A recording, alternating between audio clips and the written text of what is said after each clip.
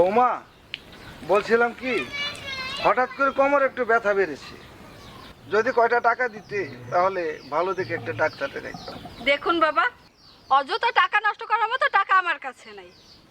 আর এই বয়সে এরকম একটু একটু ব্যথা হয়, একটু সহ্য করে নিতে হয়। যত সব ঢং।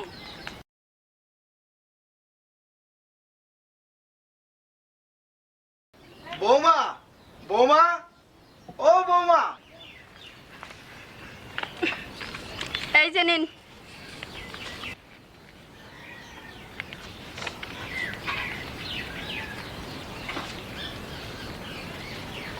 বৌমা, এই টাকা দিয়ে তো ওষুধ কেনা হবে না।